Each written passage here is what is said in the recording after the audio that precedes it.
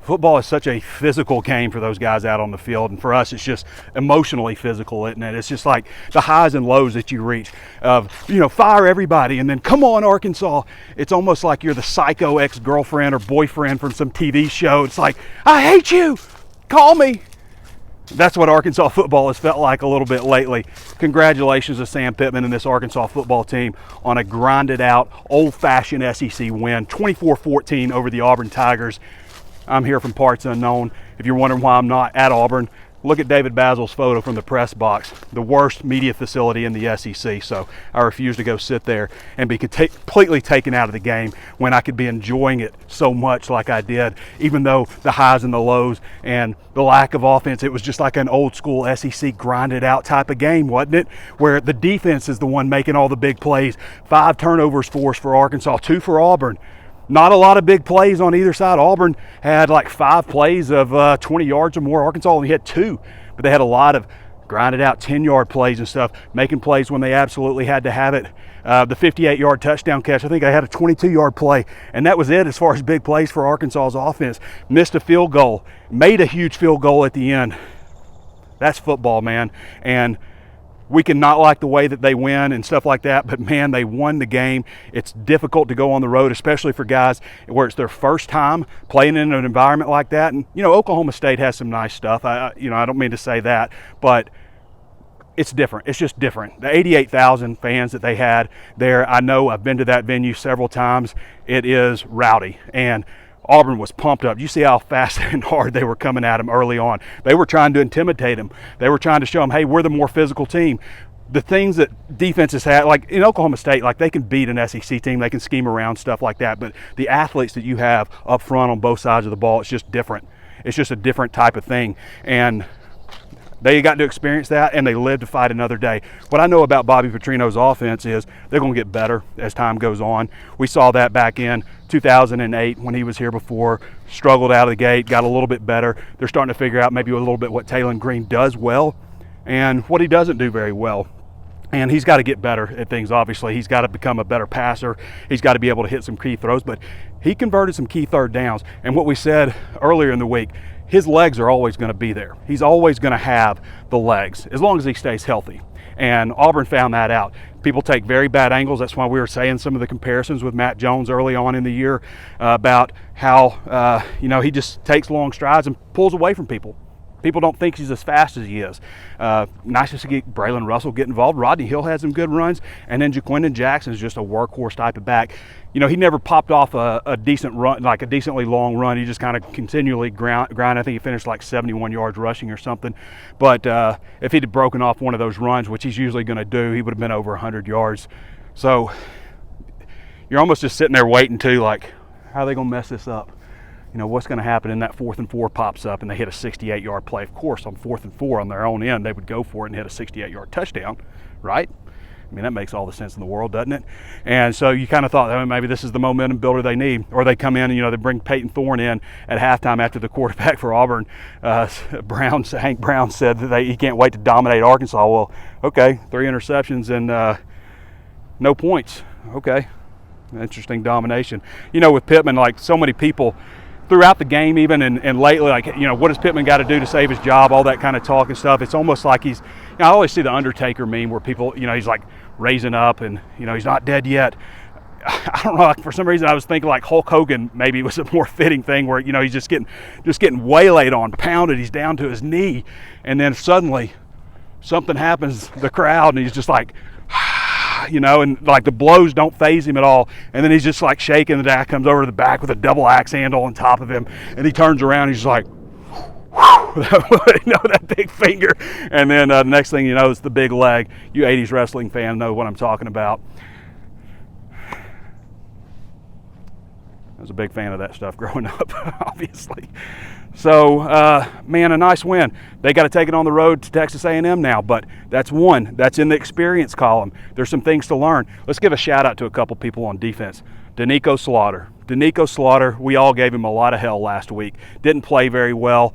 Had a very poor grade on Poor Football Focus. That dude came out to play today. He had 7 solo tackles, led the team in tackles overall with 7, had two tackles for loss, a sack, and an interception. Hell of a game to Nico Slaughter. Definitely props to you. And, TJ Metcalf, I don't know, I guess they don't give SEC Defensive Player of the Week. It always seems like Arkansas gets co-defensive player of the week.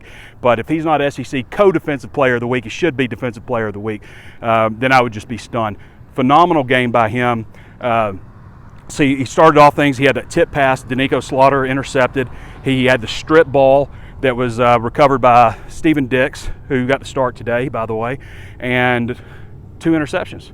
Hell of a game. I mean, in his home state. You love to see that. And also, Travis Williams, man. I mean, how awesome is that? It just shows you so much about mentality. Travis Williams, you don't think he was motivated to play Auburn last year when they gave up 48 points? It's the mentality of the team. We talked about it so much last week. Mentality of the team, and they had so much more to play for, but you could see just last year, that's like go of the rope. That's why they gave up 48 points. And in this one, they've got some similar talent over on the other side of the ball for Auburn. Arkansas's got some new players and stuff, but, Travis hasn't changed his schemes up that much. And they did a fantastic job, I thought. Just gave up, that 68-yard play and, had a couple others. But overall, hell of a job by the defense. And, the offense is still going to figure some things out. I bet they found out a lot more this last game and this game here about what Taylor Green can do. And, yeah, there's just some things that he's got to trust it a little bit more. I feel like he's hesitant sometimes to pull the trigger, but 80 yards rushing, some key runs, and you can't deny that. Not everybody has that kind of capability. It was nice to actually see Malachi get in there and get a little bit of action and, kind of recognize that, okay, maybe he's not ready for this stage, just kind of like Hank Brown wasn't ready either for Auburn. So, and Arkansas got away with a couple things. I kind of thought that one interception by Metcalf maybe hit the ground and rolled around a little bit. It was a little fuzzy, so it's nice to see. I mean, they're due to get a call at Auburn, right? What else am I forgetting? Isaiah Stain did a great catch on that 58-yard pass play. That was a 3rd and 19, so kind of even Steven, I guess, a little bit on the 68-yarder and the 58-yarder for Arkansas, trading off those 2 big plays. But a really nice catch where it was probably pass interference. And, I think I gave a shout-out to all the running backs. There was a bad snap here and there, but I thought Nichols picked it up after that and was getting it back there pretty quick. Defense played great. I was right there saying, Kyle Ramsey, maybe it's time to look at somebody else. But that was a clutch 43-yard field goal.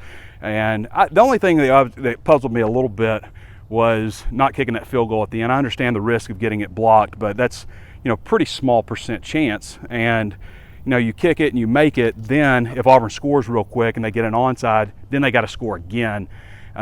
So, maybe the end of game kind of stuff still was, if I'm being critical on anything, that's, obviously you'd like to see better passing game performance, hitting your guys when they're coming out of their breaks and stuff like that, trust in it a little bit more. And maybe that'll come, maybe it won't.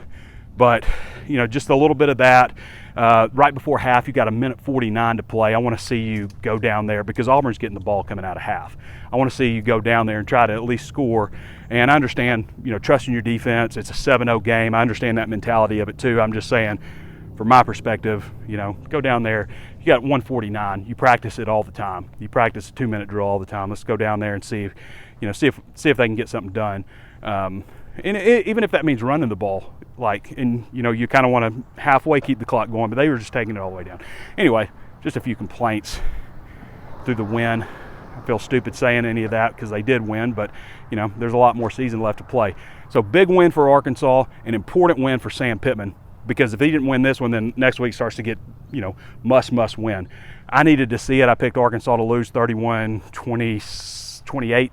At the time, I had them covering on the spread that we had, so at least I had that. But I needed to see them win a close game. This wasn't the one-score game, so it doesn't technically fall in that category, but it was a close win, a game that they had to grind out, battle, do some things in the end, and stepped up. And man, I thought really shocked Auburn a little bit because I think Auburn thought they were about to come out and be the team that out-physicals Arkansas and shows them what's what. They were really aggressive on defense early on, and Arkansas just weathered the storm, and that's so important in these road games, weathering that initial storm. The crowd's going crazy, the defense is hyped up, and they weathered it, made an interception, got on the board first, and just kind of calmed things down. Had a little bit of a hiccup with Talon, getting him out of there to see what Malachi could do, but they're going to have some guys beat up. You know, there's probably 3 receivers that got strung out there a little bit. Andrew Armstrong, that was probably the most vicious legal hit I've ever seen in the era of safety football. Probably the most vicious legal hit I've ever seen. And a couple other receivers got strung out there too. So, and I could tell Talon's banged up a little bit. I know Jaquindon's banged up, but hopefully Arkansas gets Jalen Braxton back, Hudson Clark, some other key players, get them back. But that's, hey guys, I mean, you're missing Hudson Clark and Jalen Braxton. Those are guys that we felt like, you know, that's going to hurt not having those guys available. And they were able to withstand it. So that's good to see. Injuries are part of the game. You got to be able to overcome them. So anyway, congrats to Sam Pittman. Congrats to you, because you deserve it also.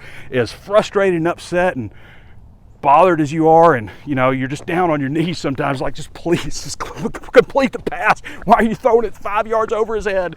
You know,